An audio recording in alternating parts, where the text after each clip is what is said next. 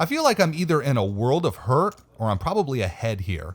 After tanking forever, I decided to go ahead and call. If I lose, I have food ready at the bar and I can eat and then I can just go home. The cutoff folds, so we'll see a run out. It's a big turn card. Shit. I can't believe it. My opponent is not happy. He flashes a queen and he mucks his hand and we scoop a $500 pot. I know, man, but I mean, I'm getting what feels like almost 3-1 on my money.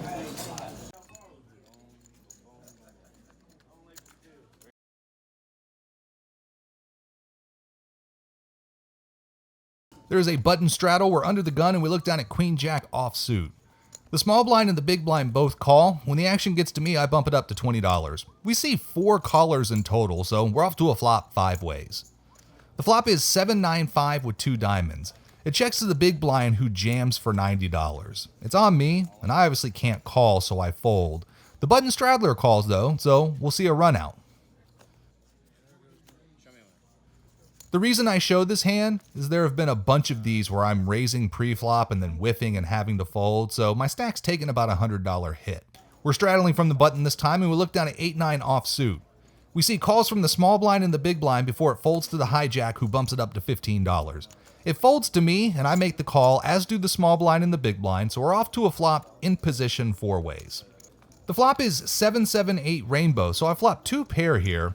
It checks to under the gun who bets for $30. It folds to me, and he's only got about $60 behind, and I don't expect this board to necessarily smash his range, and I think I actually could be ahead here, so I raise to $90. It folds to under the gun, he checks his cards, he counts his chips, but then he folds. I ran into a fan of the channel, Mark, tonight. Mark is a super nice guy who really supports this channel, and apparently at the time of this recording, he's leading the Great American Poker Tournament series in points. So Mark, good luck, man. Bring that title home. There's a button straddle. We're in the cutoff, and we look down at Queen 10 of spades. The small blind calls, under the gun calls, and the hijack calls before the action gets to me, and I bump it up to $30. The button is the only caller, so we're off to a flop heads up. The flop is Queen 5-6 with 2 hearts, so we did flop top pair, but it's a draw heavy board. It checks to me, and I fire on this board for $75. The button then comes over the top and jams for $144 total. I have top pair, and there are a lot of draws that can be playing their hand the exact same way as a bluff, so I call this one off. We'll see a run out. The turn is a jack of spades, the river and ace of clubs. Pretty terrible run out. Because I called his all in, I'm going to make him show first. He shows pocket 9s, so we roll it over and we're good.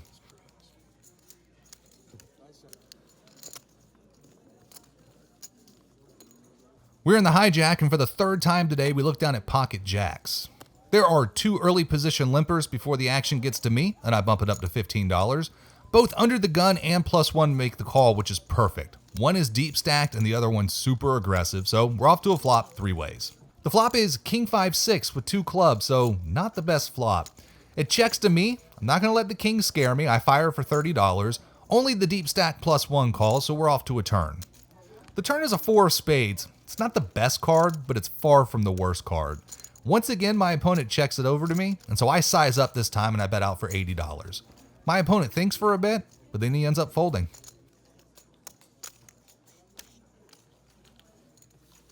The graphics alone for this episode took over 6 hours to make. A lot of time goes into making these videos, so I would really appreciate it if you hit the like button. It helps the algorithm get my video to more people.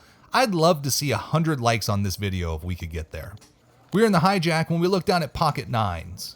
There are 2 early position callers before the low jack bumps it up to $10. With the action on me, I don't want to just flat and invite everybody else into the pot, so I 3-bet to $40. +1 calls and the low jack call, so we're off to a flop 3 ways. The flop is ace 3-5 rainbow, so not a great flop here. It checks to the low jack and he jams for his last $60. The action's on me, and while he could definitely have an ace here, he could also have a hand like king queen or a lower pocket pair or some sort of draw that he wants to protect. I'm getting 3-1 on my money, so I end up making the call here and +1 folds. We'll see a run out. The turn is a 7 of diamonds, the river a 2 of hearts, so I don't improve. My opponent rolls over ace-jack. I knew better, but I felt the price was just too good. We were in +1 and we look down at queen-jack offsuit. It folds to me and I open the action for $10. We get 4 callers, so we're off to a bloated pot 5 ways. The flop is queen 9-9, so I flop top 2 here. It checks to me and I continue on for $30, about a half pot size bet. We see 1 call from late position, so we're off to a turn heads up. The turn is an 8 of clubs, so the board's getting a little bit more connected now. I check and my opponent bets $30, leaving himself $36 behind. So I know this is all getting in on the river anyway, so I raise all in and he calls. The river is a very interesting card. It's the ace of spades, and my opponent rolls over king queen and we end up chopping. I got really lucky there. There's a button straddle, we're under the gun, and once again we look down at pocket jacks. The small blind and the big blind both call before I bump it up to $25. +2 makes the call, as does the button and the small blind and the big blind, so we're off to a flop multi-way. The flop is 7-7-6 rainbow, so not a terrible flop here. It checks to me and I continue on for $65. Only +1 makes the call, so we're off to a turn heads up. The turn is a 5 of hearts, so the board's gotten even more connected now, but my opponent has less than $100 left, so I just end up jamming. He snaps me off and rolls over a7 offsuit. I guess I just didn't put a lot of 7s in his 3-bet calling range. I don't know. The river is a queen of diamonds, and we're going to lose this one. There's another button straddle. We're in +2 with 8-9 offsuit. The small blind and the big blind both call. It's on me and I call as well, as do the 2 players directly to my left. The button checks, so we're off to a flop 6 ways. The flop is 8-9-5 rainbow, so I flopped top 2 on a very connected board here.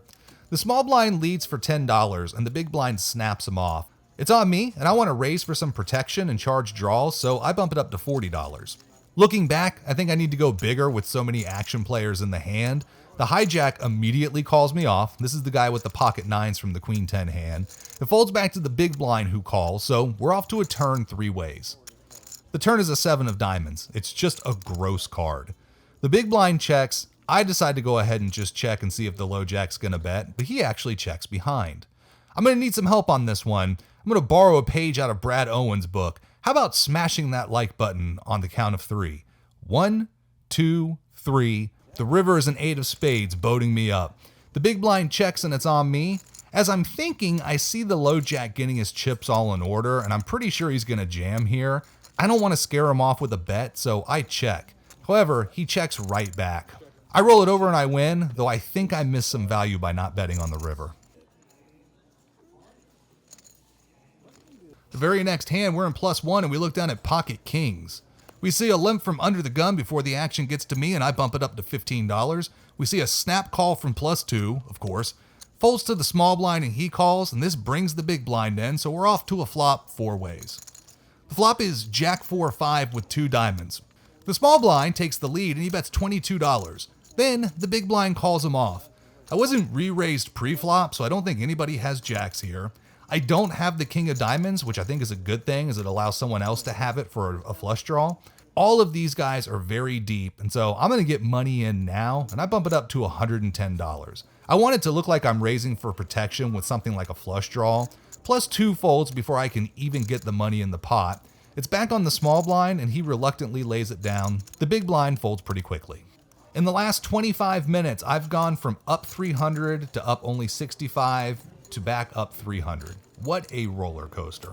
This table is really good. We're gonna pick it up here on the river with a 3-way all-in for a $750 pot. 3-7, who somehow got in his hand, has flopped 2 pair, but he got counterfeit on the turn, losing to pocket queens. But the main pot goes to the guy on my right when the hijack river to king. There's no way I can leave this table anytime soon. There's a button straddle. We're under the gun and we look down at ace-10 offsuit. We see calls from the small blind and the big blind before it gets to me, and I bump it up to $15. I think this was a mistake. I should be raising bigger to fold out garbage hands that could flop a sneaky 2 pair or something. +1 snaps me off. The hijack calls, the button calls, as do both blinds, so we're off to a flop like 100 ways. The flop is ace-6-5, so I've got top pair here.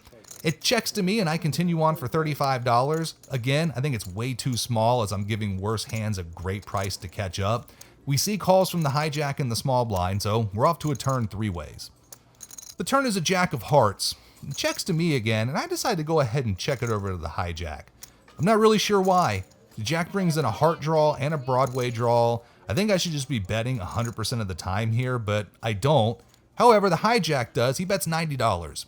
The small blind folds and it's on me, and I don't really think my hand is strong enough to raise here, so I end up just calling. We're off to the river. The river is a king of spades. It's kind of a messy run out here. I check, and my opponent insta-shoves for $105. I really have no idea where I'm at in this hand, but it's 105 to win like over 450, so I'm getting way too good of a price to lay it down, so I end up calling. He rolls over Jack 5 for 2 pair. I don't really know what happened there. I'm not sure what he's doing in that pot with Jack 5. I mean, I guess you want people to call you light? I don't know. It's frustrating, and now I'm down about $100. We're in the cutoff, and we look down at Ace-King offsuit. The action calls all the way around to me, and I bump it up to $16. We see a call from the button, under the gun, and the action players in +1 and +2, so we're off to a flop 5 ways. The flop is Queen 7-4 Rainbow. It checks to me, and I think a c-bet here is fine, but betting into 4 other players may only bloat this pot up, so I decide to just check. The button checks as well, so we'll see a free turn. It's a good turn card as it's the ace of hearts, and now I have top pair. I'm slightly concerned that somebody may have slow played a hand like ace-queen, though I'm pretty sure we would have heard from them. We see +1 lead out on this card for $15, and +2 makes the call. Action on me, and I can't flat here. I've got to raise and find out where I'm at, so I bump it up to $60. I'm looking to hear from ace-queen or maybe some sort of other 2-pair hand. I don't have to worry, though, as everybody folds. The very next hand, we're in the hijack, and we look down at ace-jack of clubs. Under the gun and +1 both limp. When the action gets to me, I bump it up to $20. Under the gun and +1 both call, so we're off to a flop 3 ways. The flop is ace high, and when it checks to me, we bet $30, and they both fold.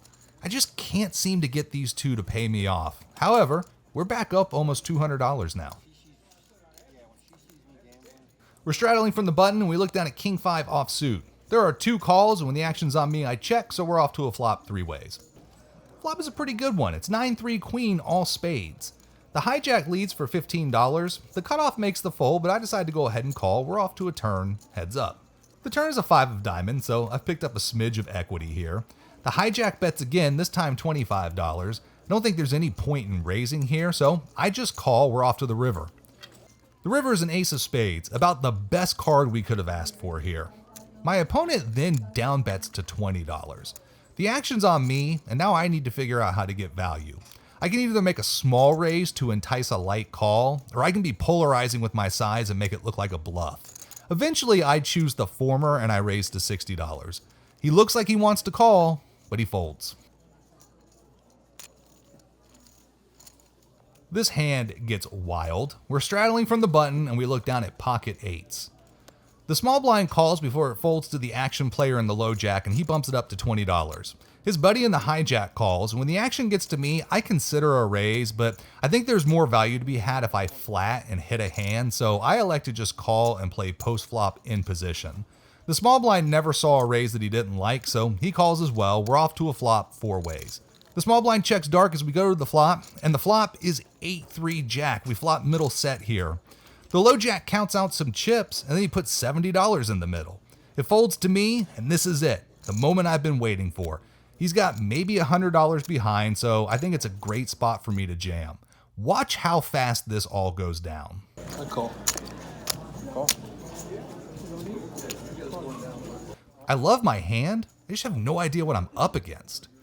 The turn is a queen of hearts, and the river is a 3 of hearts, so it brings a backdoor flush in. I roll it over, and they both have ace-jack offsuit. I can't believe how quickly these guys called. I finally got paid off by +1, though. I just broke the table. Oh no, homeboy's at the ATM. He's got them. He leaves and goes to the ATM, but then he went over to 2-5 afterwards. In the final hand of the night, we are 5-handed, and we look down at ace-queen offsuit. Under the gun calls before the cutoff bumps it up to $10. When the action gets to me, I'm going to 3-bet here, and I make it $30. I'm immediately called off by the small blind who's looking to get some of his money back. The cutoff calls as well, so we're off to a flop 3 ways. The flop is Jack Queen 5 with 2 diamonds and 1 heart, so a flop top pair here. The small blind checks and the under the gun player checks, then the cutoff checks. There will be no free cards. I bet $60. The small blind folds, but under the gun gets sticky and he calls. And the cutoff folds, so we're off to a turn heads up. The turn is a 7 of hearts, so it brings a second flush draw on board. It checks to me, and my opponent has about $280 in a stack, and there's about $200 in the pot, so I'm going to put him to the test, and I jam. He goes into the tank. He just can't seem to figure out what I have. He thinks about it, and then he eventually folds. I show, and he thanks me for that. He's provided a lot of action with his buddy tonight, so I don't mind showing. I also noticed that the table was getting ready to die, and now we're 4-handed, so I decided to go ahead and rack up and put an end to this 7-hour session.